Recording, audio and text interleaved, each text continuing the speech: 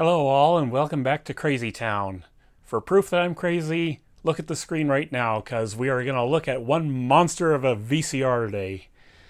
I've been kind of dreading this moment, but yeah, I got to get this out of the way because I bought it. It might as well go on the channel. But before we go too much further, I decided to take my own advice from last week, and I bought this stuff for locking down cassette adjustment screws. And of course, me being a dime short of 10 cents, I decided I wanted to see how it looked. So I did a Penn Jillette kind of thing here. Yeah, that looks pretty good, doesn't it? I'm fabulous. But yeah, I wanted something that would stand out and kind of look real obvious against an alignment screw or something like that. So yeah, that color ought to work. And it's my favorite color, so it is what it is. Alright, now this VCR. Why did I buy this giant monster of a machine? Well, I had two reasons for doing so. One was I've got a bunch of vaporwave mixes that are 2 hours and longer, and I have no way to store those on audio cassette. And two, these VHS machines with hi-fi audio are some of the best magnetic tape analog audio recorders you can get. I know there are several different types of machines that use the same kind of technology, like Betamax and whatnot, but I'm familiar with VHS, so that's what I've got here. Basically, what you've got in one of these machines is an audio recorder capable of almost compact disc quality dynamic range. I think they're like 70 decibels or something like that because of the way they're recorded to the tape. So I won't get into that too much. There's other channels that can explain it better than I can, but yeah, that's basically what I had interest in doing with this machine, is basically doing audio recording. You might remember from my JVC VCR video that I did back in the day that I originally bought an HRS 4700U back in 1992 for $750. And I had audio recording in mind with that machine as well, but as it turns out, that machine didn't make a good audio recorder because, well, it failed within 2 months. And it took me until the year 2000, I think, before I actually got that thing fixed, because nobody else could fix it. So yeah, basically the audio recordings from that are just absolutely useless. Which leads me to this videotape right here. This is another reason I kind of wanted to buy this. Basically what this is it's a 6-hour music video mixtape. I made this so I could watch it while doing puzzles on New Year's Eve. And it worked out fine for the most part, except I recorded all of these music videos after the JVC failed. So every single music video on this tape has audio dropouts galore, and I kind of wanted to fix that. But more than that, I wanted to fix that in such a way that I could get full VHS quality at EP speeds, and that leads us to this, Super VHS. So yeah, basically the idea was maybe someday I could remaster this tape on a Super VHS tape with halfway decent audio for a change. And yeah, I don't know if that was such a bright idea, but it's kind of the idea I had. Now, this is a professional editing machine, and as such, it is like I said, and like you can see, an absolute monster. From here to the back panel is approximately 2 kilometers, or 18 inches. I know that there are a couple of other YouTubers that have featured this particular model. This is a BR-S605U. I have no service data whatsoever on this, so I don't know if I'm going to actually be able to do much with this, but I'll try my best, and we'll see if we can get it going today. If not, well, at least it was something to put on the channel for $150 that I could have spent on another tape deck or whatever, but that's besides the point. Anyway, anytime I get a VCR like this, the first thing I do is take the lid off to make sure I know what I'm dealing with before even putting it on the channel. Because a couple of years ago, or actually it was 3 or 4 years ago now, I bought 2 VCRs off eBay, an HRS 4700U to sort of fix up using my old machine, and then I got a 6800U also. Both of those had serious problems. The 6800 had more problems. But yeah, I got those fully set up and working now, so yeah, hopefully whatever tapes I make on this machine will play back nicely on those two machines, because look at this. It's practically the whole length of my forearm to get to the back panel of this thing. I don't have furniture that can take this, except for these giant industrial shelves over here holding my tape decks, but yeah. This machine is not something I'm going to break out very often, I'll tell you that right now. However, there's a lot special that's going on with this machine. Not only does it have hi-fi stereo, it's got linear stereo as well. And you can set the levels independently of one another from the front panel right here. See if I can show you. See, you got hi-fi and normal for left channel, hi-fi and normal for the right channel. And we've got manual tracking and vertical lock here. And we've also got a bunch of other controls here. We can change the meters between tracking and the audio on this meter. Let's see, we can monitor hi-fi or normal.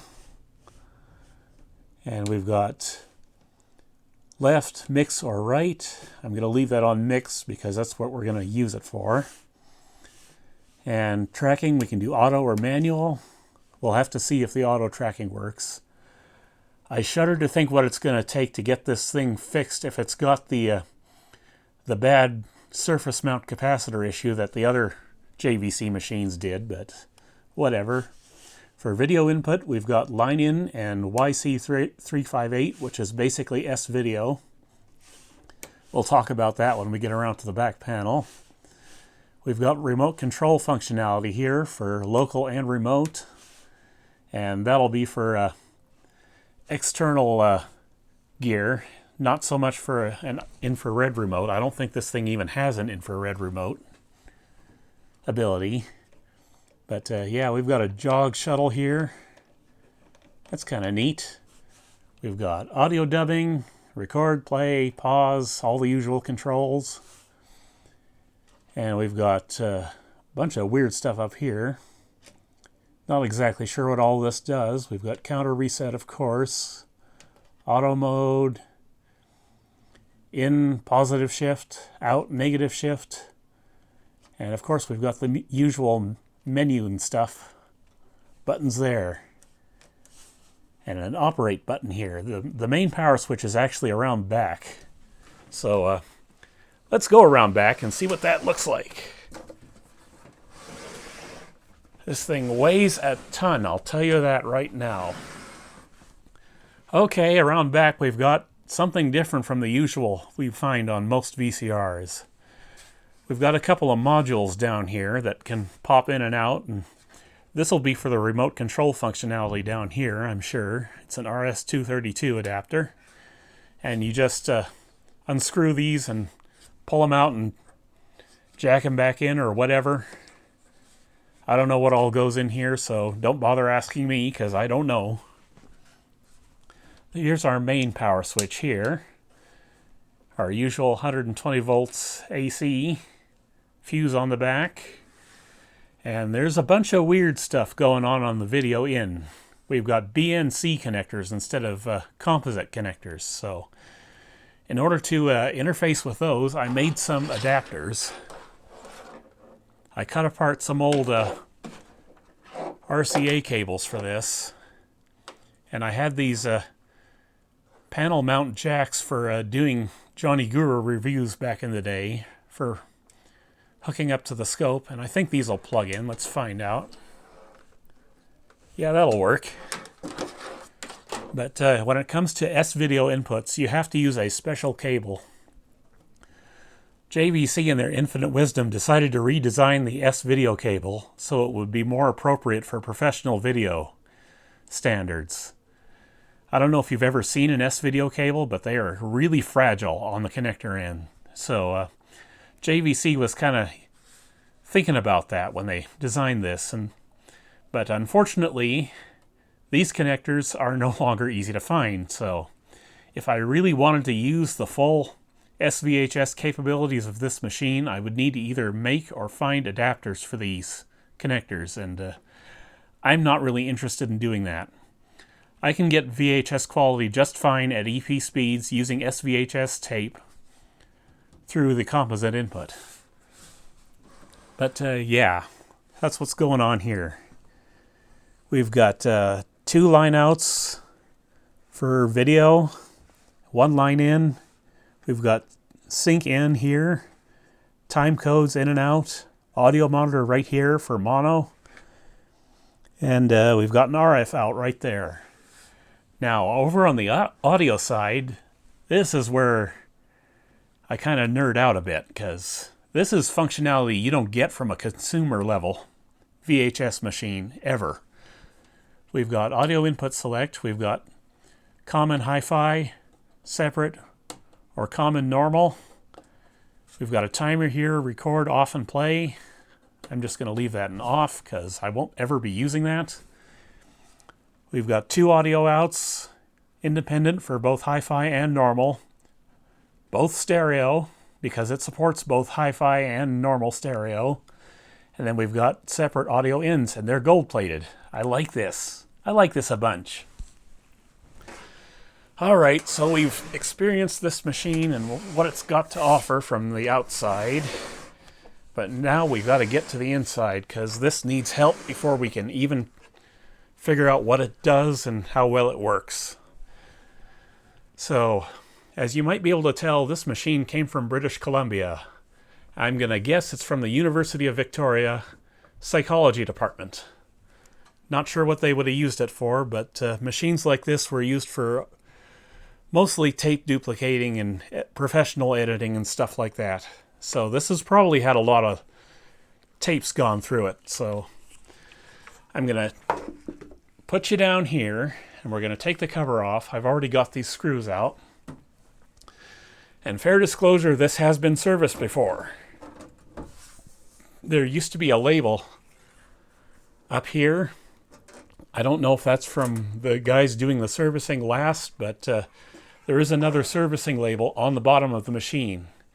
And I'd show it to you, but this thing weighs 3,000 pounds, and I don't want to get in there.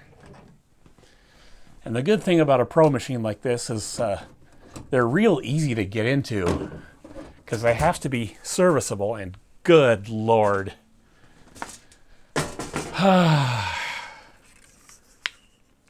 Look at this fresh hell.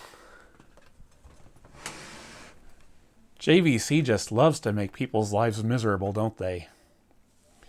Well, actually, this is much more easier to service than it initially looks. This board here, take 2 screws out and it flips up that way. This board, 2 screws, flips up that way. Interesting little warning there. This is an adjustment switch. Do not push. Okay, we won't push it. So what I want to do before we even fire this up, I want to take a look and see if any of the guides are loose, because that was a problem with the 6800.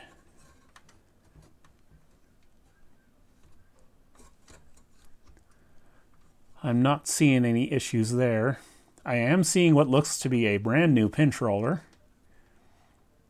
which you would expect from something that's been serviced.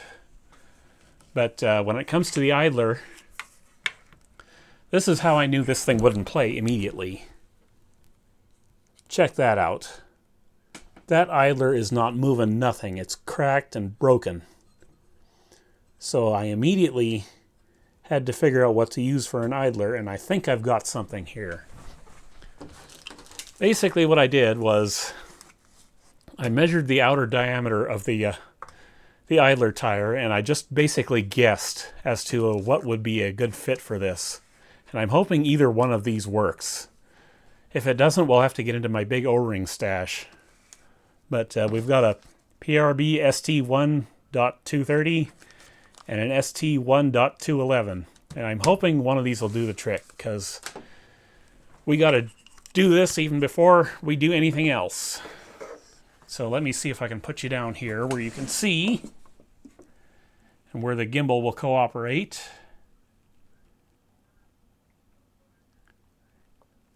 All right, you might be able to see this way.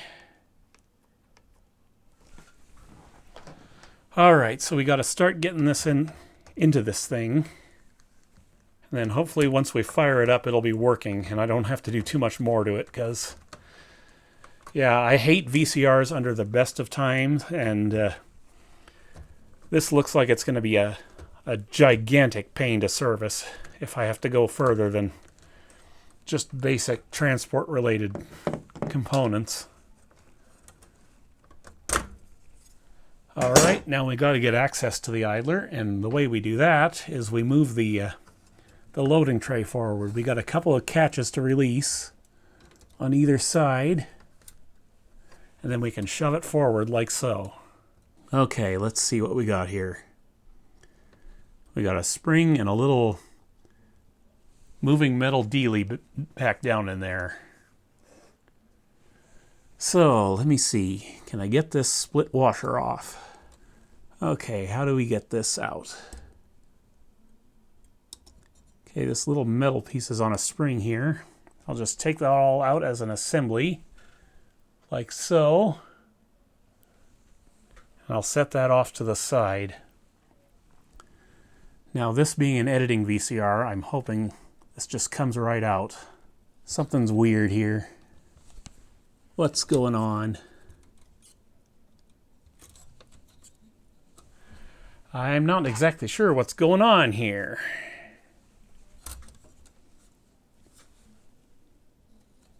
This idler's not coming out without a fight, I'll tell you what.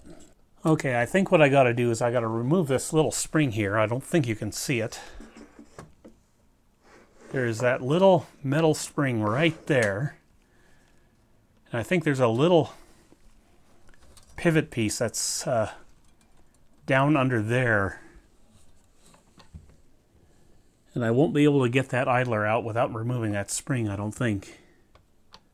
Could be wrong. So this should be fun. Remind me to never buy one of these things again. I'm already irritated.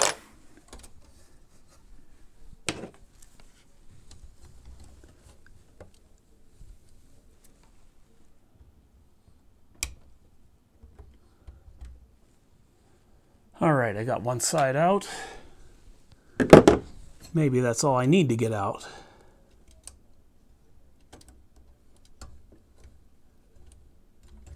Yes. All right, we got the idler out.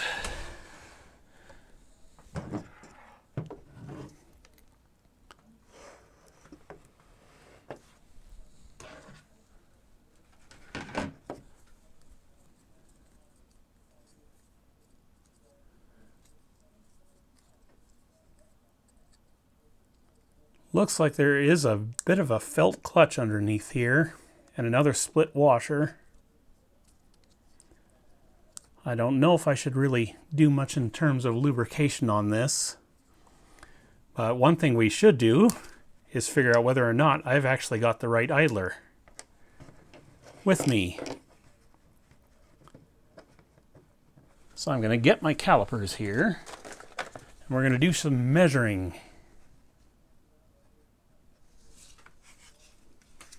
All right, see if you can see that.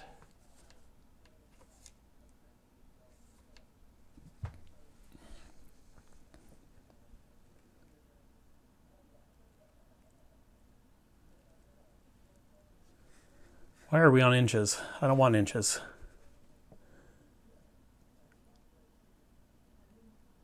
Yeah, about 30.5 diameter. Inside diameter would be, trying to do this so I don't pull the little pieces of this idler apart. We're looking at about 22.8 or 23 for internal. So I'm guessing it's going to be this one right here. Or maybe not. Should measure wall thickness. Okay, the height is 2.8 millimeters. And the thickness is 2.9. So let me see here.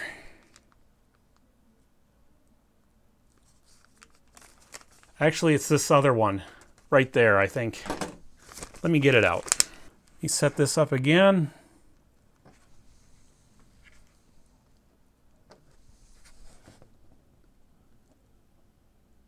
Looks like a perfect fit to me. If I can avoid dropping the idler on the floor. So, let's see if it goes on, and if it goes on well. It should.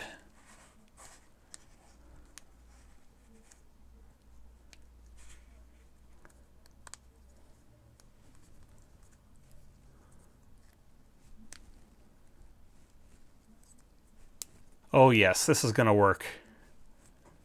I feel it in my bones. Just trying to get it seated all the way in there. Well, actually, I don't know.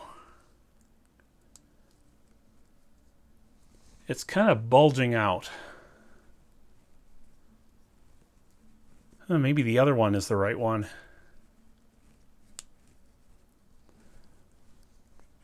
Yeah, I'm going to try the other one.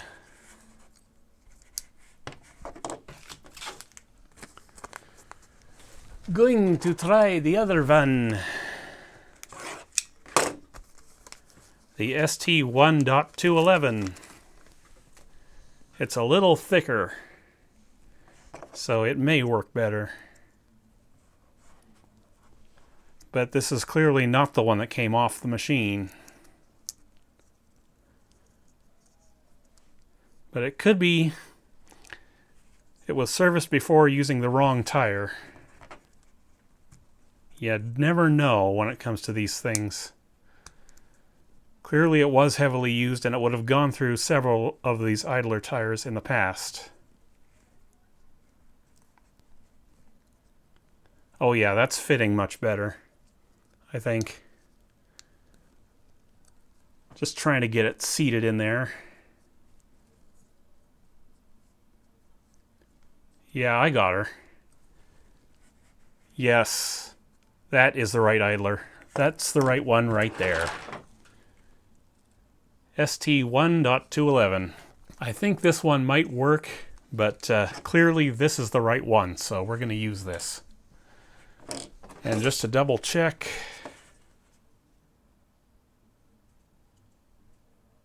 uh, 31.4, that might be a little much. What was this one again? I want to double check.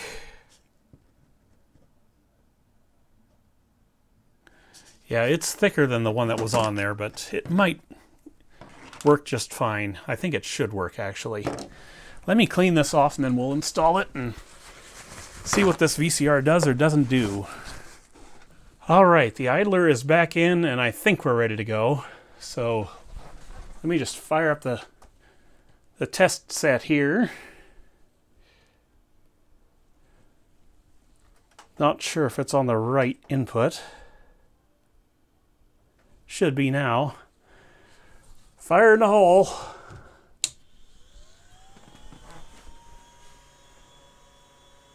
All right, it's making noise. I've got nothing on the display in front. No video.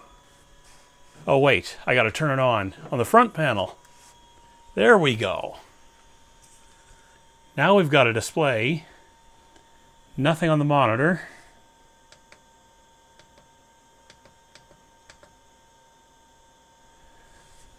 Maybe we need to throw a tape in her or something.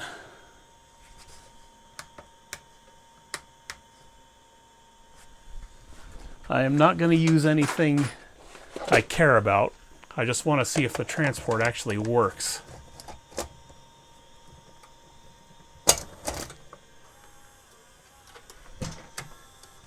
Took a bit to go in there, but it's in.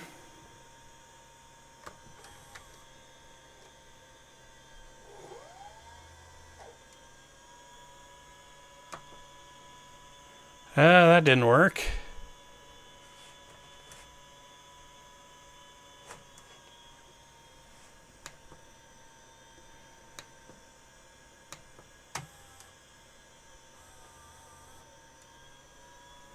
No, it can't move the tape.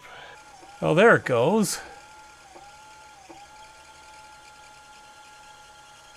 It's not moving it well, but it is moving it.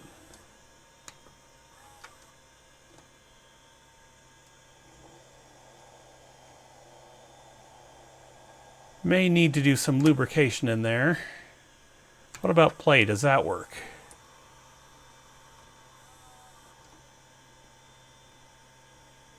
Yes, it does. We've got something going on. What we've got going on is no reel drive.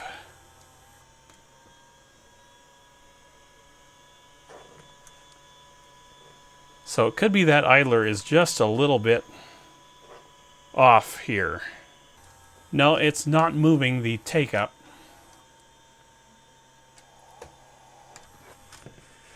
So, how do I get my tape back out of this thing? Yep, it ate the tape, as expected. This is why you don't use anything you care about on a VCR you just got. Alright, let me see if I can find some electrical tape here. And we're going to fool the machine into thinking there's a tape in when there actually is not, because I want to see exactly what that idler does. Alright, I got this thing fooled into thinking there's a tape in there. And the way I did that was, there's these two holes in the side of the loading tray here, and you got to block those off. There's one on each side, because there's a couple of optical detectors in there that when they don't see light, they know that there's a tape in there. So we got to put you down here for a second. And I got to release the catches so I can move the basket forward. Alright, I got it to behave for me. I basically had to get this bar off the top of the mechanism here. But now we can see what's going on, I hope. Alright, which is play and which is rewind and fast forward and whatnot. Okay, so we'll go into play.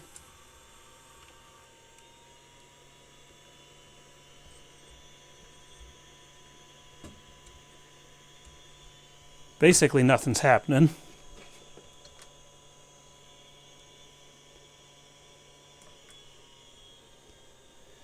Let's try rewind and fast forward.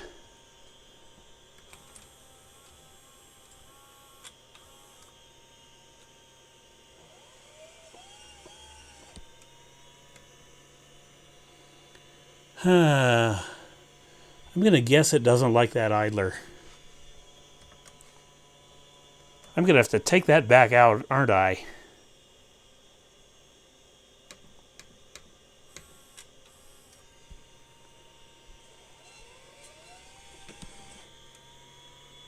Yeah, it's rubbing on that spring up there, keeping me from doing very much. Interesting. I wonder if I even have the right idler tires for this thing. Let me see what I can figure out. Alright, update. I've been working on this for a little while now, and I managed to get it working better to the point that it's now fast forwarding and rewinding properly. However, there's a lot of squealing going on from both of these hubs, so I'm going to have to take those out and grease them. I still cannot get it to go into play mode reliably. This idler in here, the ST1.211, is too big.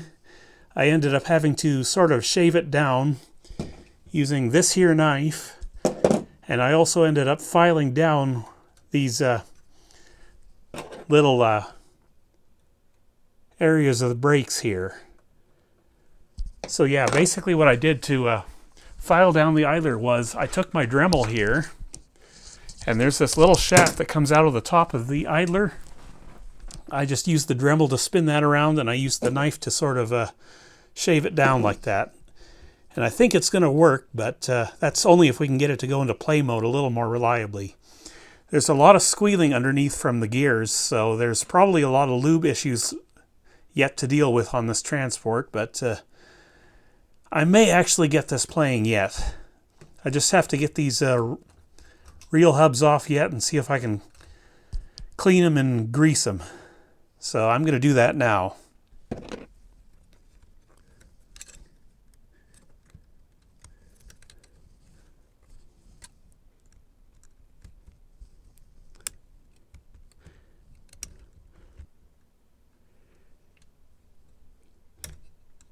And I can't remember when I've had so much fun with a split washer before, but it is out. So, can I get this out without removing the... Yes, I can. So I'm going to leave that washer down in there. Looks like an oil retaining washer. Let me bring it around here. And let's see, what do I need? I need those cotton pipe cleaners is what I need. And some isopropyl alcohol. So I'm just going to run that right through the center. Like so. Just to clean it up real good. Now I gotta get a Q-tip.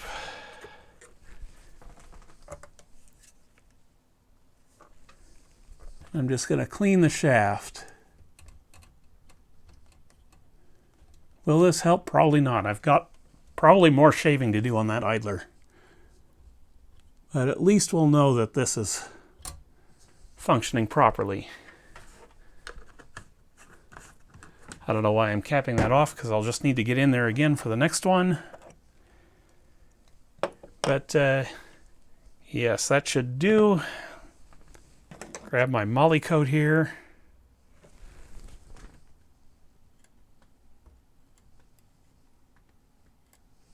Some grease on the shaft.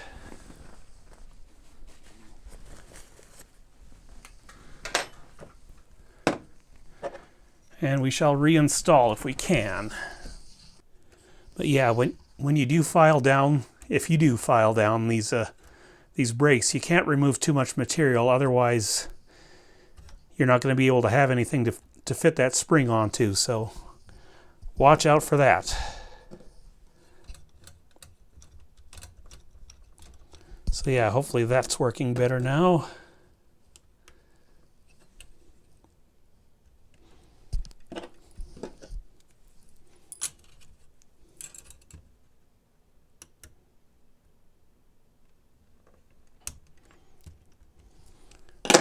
All right, shall we test on camera real quick?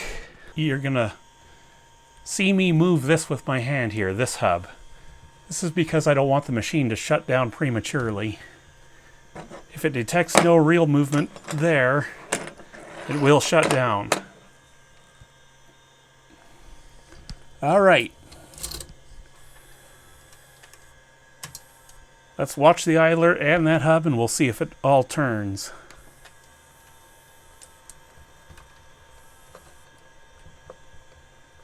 No.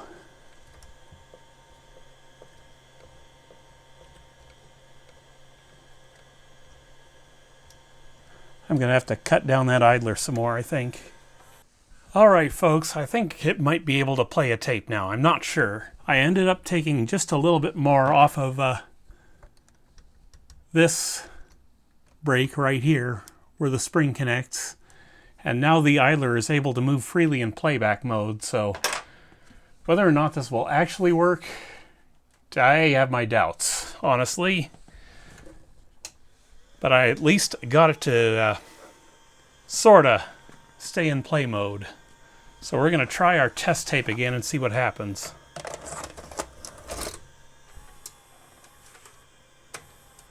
All right, will it play?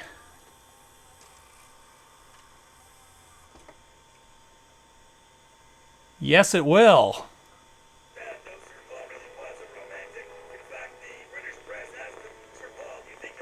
Tracking's not great.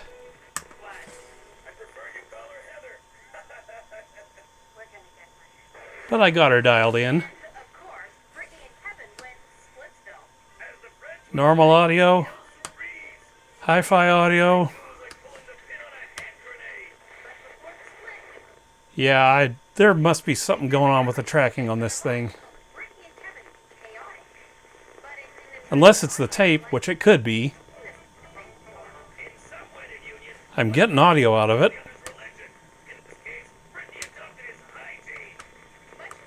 And the reel drive is working. We've got meter deflection up here.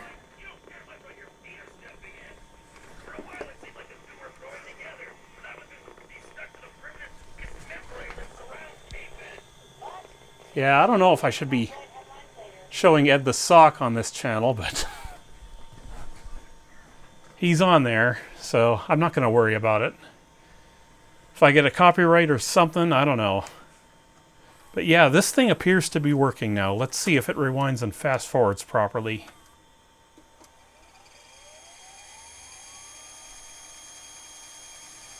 Still makes that squealing noise. I lubed everything. I don't know what's going on there. I might have to trim down some more material off the supply brake. Because, yeah, it's still erroring out in that mode. But, yeah, playback is fine now. I got to power cycle it the hard way every time I want it to reset like that.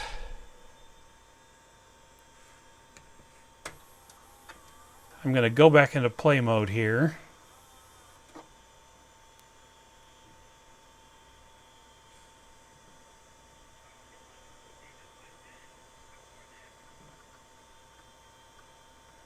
I'm trying out the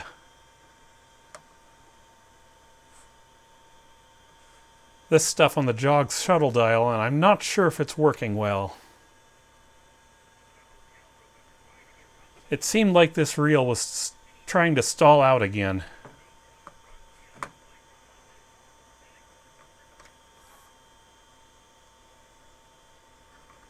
Oh, I better not do that. Yeah, I still need to take some more material off the off this brake on this side. And then it'll work, I'm sure.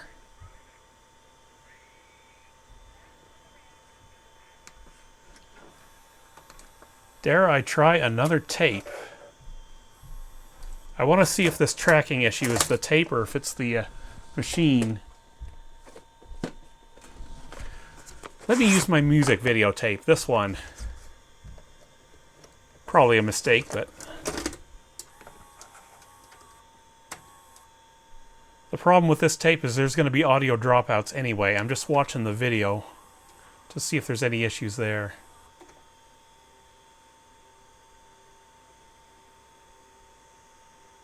Oh no, it's locking in the tracking. Okay, it must be that tape.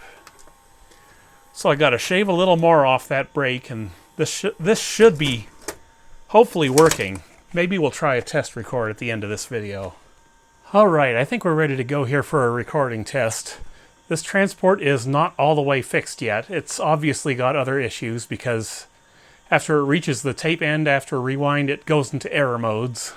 And I'm not exactly sure what that is. Probably the mode switch or old grease or something more going on with the transport, but it's working well enough now that it's able to play a tape properly.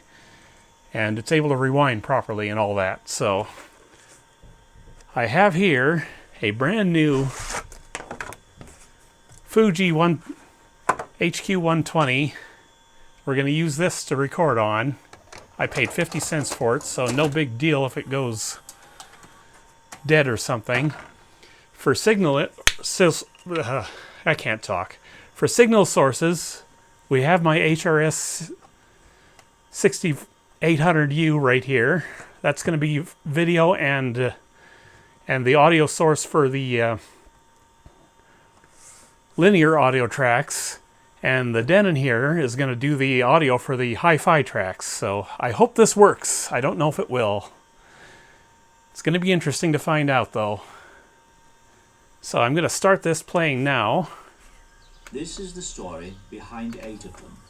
8 unique and splendid houses, behind whose doors stand many of the nation's... And I hope I'm not getting copyright hit for this. Most of them still homes to the families who built them. I got nothing going on here. linked by 1,000 years What is going on? of English history.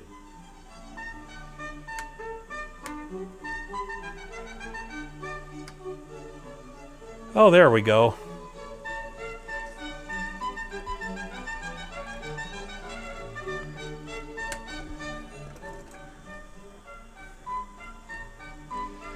Okay, we should be laying down hi-fi now. Oh, there we go. We got hi-fi going.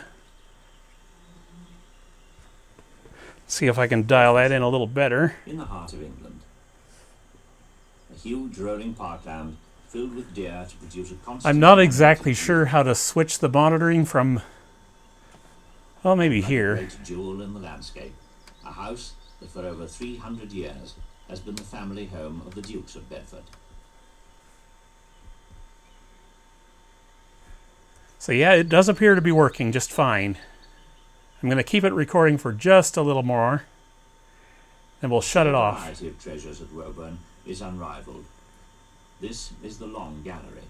Yeah, I expect if I jack into the other jacks and back the audio outs, I'll get this instead. But I'm not going to do that. I'm going to risk a copyright hit on this. But yeah, it appears the machine is working just fine now. Please don't eat this tape. Okay, I got my tape back. So I'm going to eject my 6800 here, and we're going to use the 6800 to see what's on this tape that we just recorded. How does that sound? Let me reconfigure everything and I'll get back with you in a second. Alright, we're about to see exactly what kind of a recording this big beast laid down. I'm using the 6800U for the entirety of this part of the video because there's still so much yet to do on this editing machine that it's not even funny. So I just wanted to be sure I got my tape back after this. So right now I've got this thing set up to the normal audio, so we're going to hear that first before anything else. Is it even playing?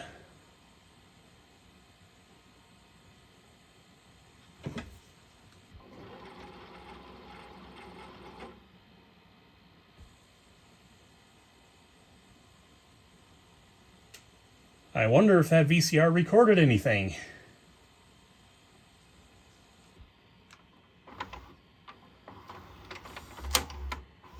There might be something wrong with the electronics in this thing.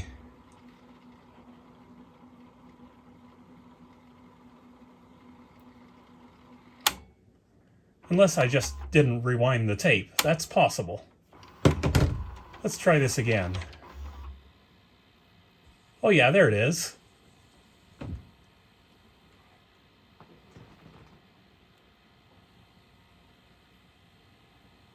I'm not getting any audio. And I should be.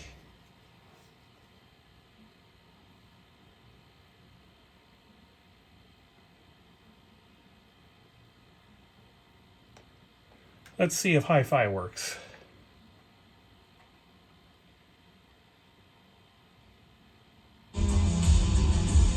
Oh yeah, hi-fi works.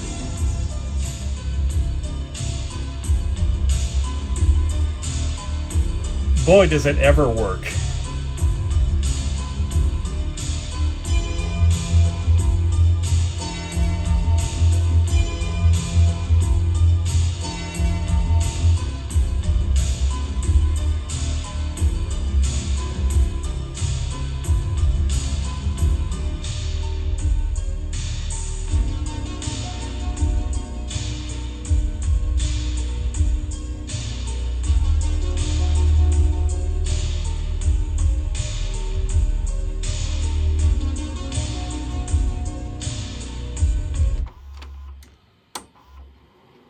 But yeah, this is kind of why I wanted to get this big editing machine. This thing's got no manual control over the audio levels, so you can't exactly record very well onto this thing because it's got automatic level control. And it's always going to be screwing around with your levels and such. This big beast down here, that's not an issue because you can set all the levels manually. But I'm curious as to why it didn't lay down the normal audio track. It should have. Let's try that again.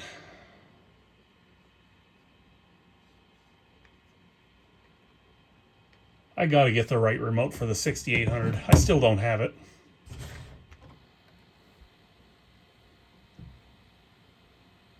Yeah, there's basically nothing there. Oh, wait. There is too. The sheer variety of treasures at Woburn is unrivaled. This is the Long Gallery. Oh yeah, it worked. Setting for one of the most famous paintings of English history. George Gower's The Armada portrait of Queen Elizabeth I, painted in or just after the year of the Spanish Armada's defeat by Sir Francis Drake.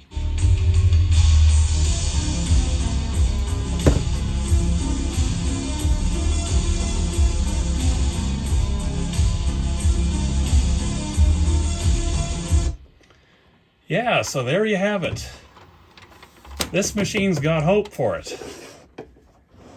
It's not got much hope because I still don't want to work on it anymore, but at least it's working well enough to give me some idea that it can be brought back around again.